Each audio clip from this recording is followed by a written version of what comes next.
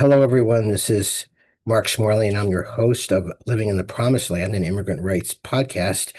And I'm coming to you the day after the November 2021 off-year elections, in which elected a Democratic governor of Virginia, Abigail Spanberger, a Democratic governor of New Jersey, Mikey Sherill, and a Democratic mayor of New York, Zohran Mamdani. And they're different candidates. And so I'm going to focus on them, and I'm going to focus on what their elections mean for immigration and really what they said, uh, who they are and what they said in their acceptance speeches as indicative of how their campaigns were affected by what's going on. We've talked about in all the other episodes what's going on right now. But first, I want to focus on our favorite state to focus on, or one of them, and that is the great state of Texas. So Texas had Proposition 16 on their ballot yesterday. And just as a little bit of background, this has to do with whether U.S. citizens only can vote. And you're probably thinking, of course, you need to be a citizen to vote. That says so in the Constitution. It's what we learned in school. But those are only in federal elections. And so in state elections, by state elections, I mean any state jobs, state legislature, governor, local elections, your mayor, your everything from the proverbial dog catcher to register of wills, and you see those in on your ballot. You wonder what that is, but it means um, the federal requirements are that you need to be a citizen, but there are exceptions in certain states for local offices. And there's only 3 states right now that allow localities that vote, and those are that allow green card holders to vote. And those are Vermont, California, and my state where we're broadcasting from is Maryland. So there's no, you hear those 3 states, Vermont, California, and Maryland. You don't hear Texas in there.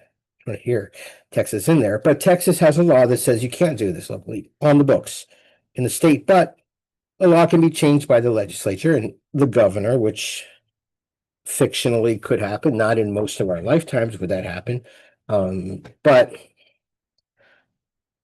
theoretically it could happen one day fairly easily if Texas changed that much. But if Texas changed that much, I think we'd be talking about things a lot more serious than this. But anyway, on the ballot yesterday, it did pass over 2 million people to about 800,000 people against 72 to 28. It passed. So Texas did something that really doesn't make a whole lot of difference, but they reasserted the requirement that a citizen vote. Now, interestingly, they had a bill in their legislature earlier this year which required individuals that were voting in the state to show evidence of citizenship, and they tanked that. It made it through the House, but it didn't make it through the Senate because of the fear that where's the enforcement on that? And we all know poll workers.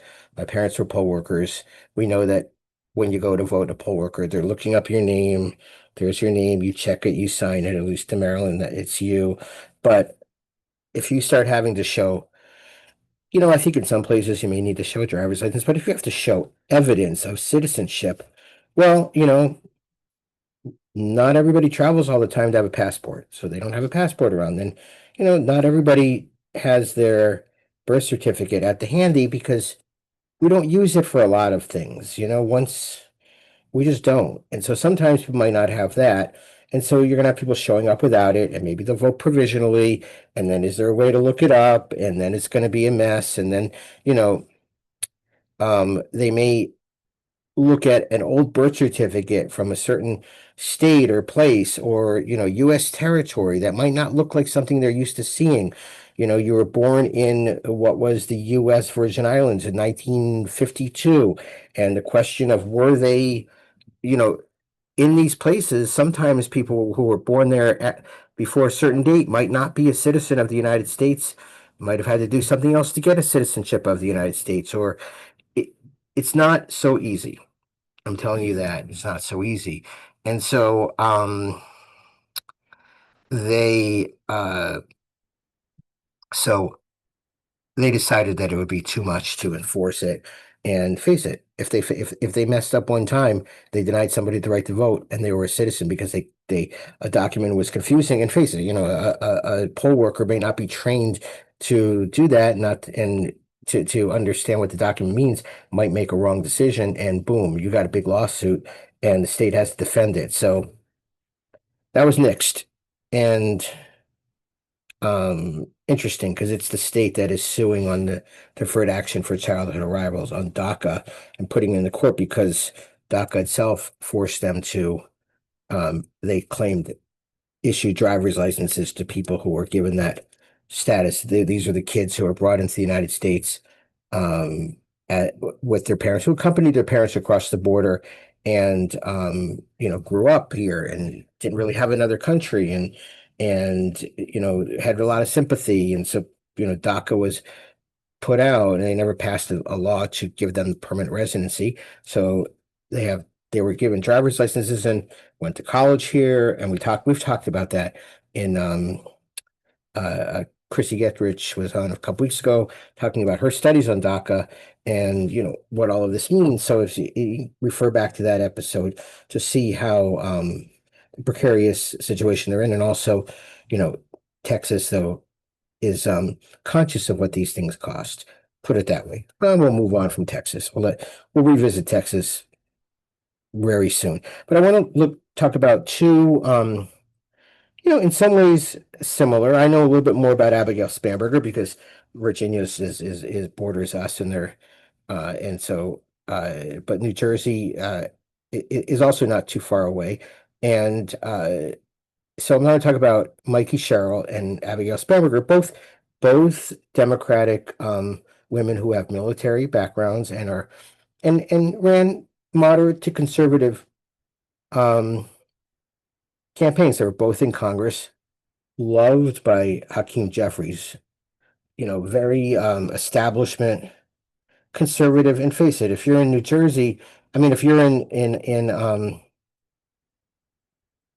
in Virginia, you're going to have, and you're a Democrat, you're going to be heavily influenced by the defense contracting industry because that is the money in much of Northern Virginia. So you're not going to be too out there on things. But each of them in their victory speeches addressed the immigrant community. And I want to first focus on Mikey Sherill. So Mikey Sherill who won by about 13 points. They thought that was going to be closer than it was. It really wasn't that close. It was an early evening.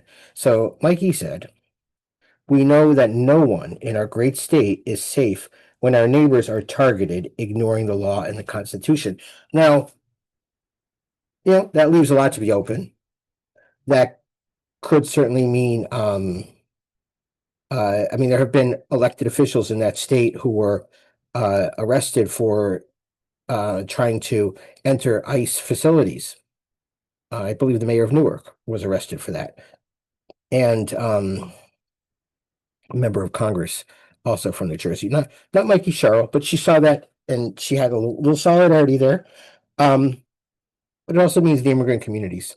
And there are a lot of, it's an interesting state because you have, I mean, it's a very immigrant rich state, but historically and presently, and there's a lot of Cubans that actually live in Union City and other parts of New Jersey that are really close to New York, and not always the most liberal immigrant population, but also one that doesn't want to be targeted. And so that's an interesting bookmark to look at, that she did say that. And then Abigail Spanberger, I do not want I do not want local Virginia law enforcement doing the administrative actions of ICE, particularly at a time when it drives so much fear and confusion within our communities. Now, wow, a couple things to unpack there. One, she's talking about the local police cooperating with ICE. Traditionally, those are agreements that come under this provision. We hear 287G and then later secure communities. And this is something that was really pushed under President Bush 2, W.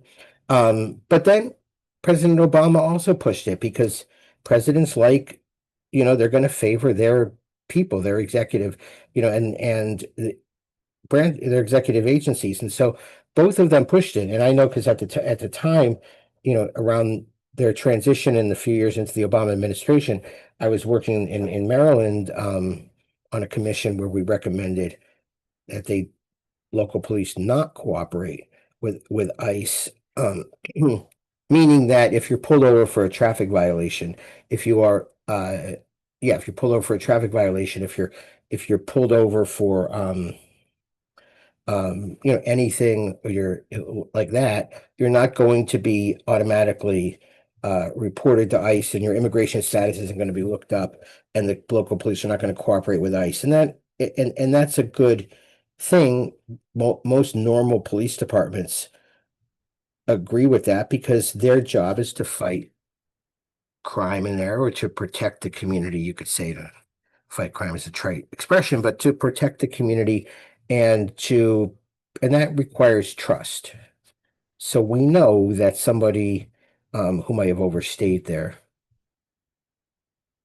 visa in the United States, who may have fallen out of status in some way or another, and they are clocked walking into a store by somebody who beats them up or worse, and they're afraid to go to the police. They're afraid to be a witness.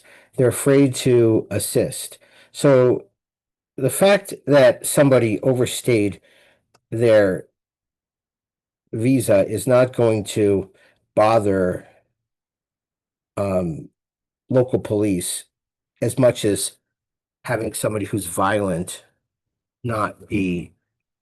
a violent crime not be um, apprehended or caught or solved, or crime solved. And that includes like any other sort of taking advantage of people and those kinds of things. So that, that's just their job any more, than, somebody who hasn't paid their taxes for a few years or cheated on their taxes. If they are a witness to a crime, they're actually, well, I don't want, you can't cooperate because I'm going to report you to the IRS. And so, one results in deportation, one a fine or whatever, but you know what I'm trying to say there. So this is what, local police don't like it, but this is something that has been favored by every president and a lot of local leaders. And I would posit that maybe 12 years ago, when Obama was president, um, somebody like an Abigail Spanberger may have supported or not opposed to it like this. So that's a good thing. She's saying, no, this is the job of our local community, and this is telling the community, at least in words, that we're there to protect you. And um, and when she said it drives so much fear within our communities, that was fine. The confusion part is different because, I mean, yeah, it's confusion in that people in immigration courts in her state, in Sterling, Virginia, in her state, are being what you see on the news, are being attacked by ICE as they leave.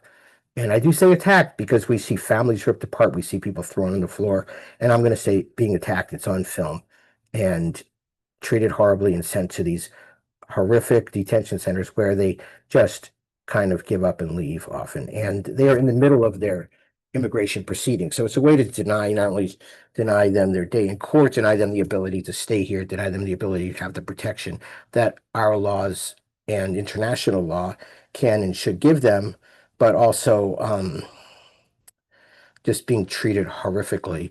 And so, good for her. It's not confusing. It's horrific.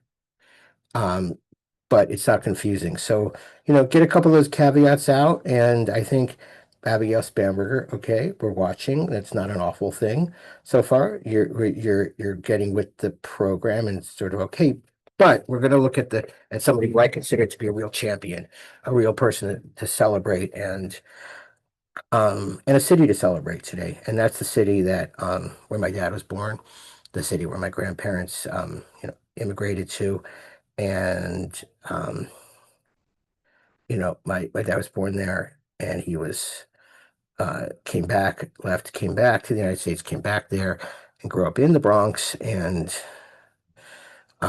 he always had a New York state of mind, as Billy Joel would say. So I, you know, I have my love for New York, and so I grew up a Yankee fan, Knicks fan, all those things. So anyway, um, Zoran took on an incredible barrage of attacks from within his own party. I mean, we know the Senate minority leader and in both Senate and the House minority leaders, both from New York City, both um, one waited till the last minute, Hakeem Jeffries, to endorse him, and he didn't even do it verbally. He did it in a tweet, I believe. And Chuck Schumer maybe voted for Cuomo. Who knows? Chuck Schumer never said who he voted for. And again, love the man, friend of the show, profile and courage, Chuck Schumer. Couldn't vote for the guy who is his home city nominated to be the nominee for his own party, and no good reason. So the divisions persist, but they're not that strong, I don't think. So what he said is, you know, no more will New York be a city where you can traffic in Islamophobia and win an election. And remember, since 9/11, that's the state of New York. Surveillance of the Muslim community, surveillance of much of the South Asian community, and surveillance of politics in general, and of politics that oppose war, oppose, you know, certainly what the Bush administration did, but what every subsequent administration has done in the Muslim world, and certainly recently in Palestine. So, as we've seen in Columbia University, so that's over, he says. New York will remain a city of immigrants, a city built by immigrants, powered by immigrants, and as of tonight, led by an immigrant. So hear me, President Trump, when I say this. To get any of us, you'll have to get through all of us. So kudos to Zoran Mamdani. Kudos to the community that came out and supported him. Kudos to the 100,000 people that volunteered in the city for him. And lots of us around the country are rooting for you because as one of your opponents, the better one in this case, said, I want, we want you to succeed because when you succeed, we all succeed. In that case, New York. But New York really is a driver of this country. And, we see the leadership that it's had in the last few years, and we see, um, and we saw what happened. We saw how COVID hit. We see in New York, and we see what it's like when New York doesn't come together, and when it's divided. And you know, God, speed to you, Zoran Mamdani. And, you know, Spanberger, you're taking over for somebody who was, they called him the, dad in a, what do you call it, in a down vest. Um, um, Glenn Youngkin, the current governor. Good riddance. Glenn Youngkin supported Trump's attacks on immigrants, supported his attacks on LGBT and trans kids, and good riddance. And Spanberger was really protect you. You got to protect that community. You got a pretty decent mandate, and you've got a very vibrant immigrant community in your state, and you got to do that. And Mikey Sherill, um, no one's safe when neighbors are targeted. That's a beautiful statement. That's a beautiful statement. And I'm going to take you at that statement. And you have your chance to shine. Where you've been can instruct where you're going in the best ways. In the best ways. So you can, it's really liberating when you support a community and you have them behind you. And you have that chance to do that because they voted for you. So it's a good night. It was a good night last night. Um, we have a lot to do next year. It's not going to, elections are one part of it, and that people have in those states have to stick on those folks, but also um they're going to follow the people. They're not going to come up with this stuff on their own because particularly with the first two, you know, my view is Mikey Sherrill and Abigail Spanberger could have gone any way they wanted, and they saw where the winds are going. And the winds are going because people are out there. People are out there. So they see people on the streets. They see that, and they know that those are the people that they have to represent if they're going to win. So this is what we need to keep doing. We need to all take a part, do the things we've talked about in our communities, be aware, email us, immigrantRightsPodcast@gmail.com, comment on the YouTube, like and subscribe on YouTube, and rate us on Spotify. And I also want to give a shout out to our newest musical contributor, Pete Kovitz, for his song Cool of the Dawn. And um, thank you, Pete. And of course, as always, to Jeff Barsky and his outfit. What is him? Insect Factory. And to our producer, Stephanie Buatois, who's does a great job. So thank you. And we will talk to you very soon with some episodes, hopefully on labor. And those should be our next episodes. And we'll talk to you in a week or so.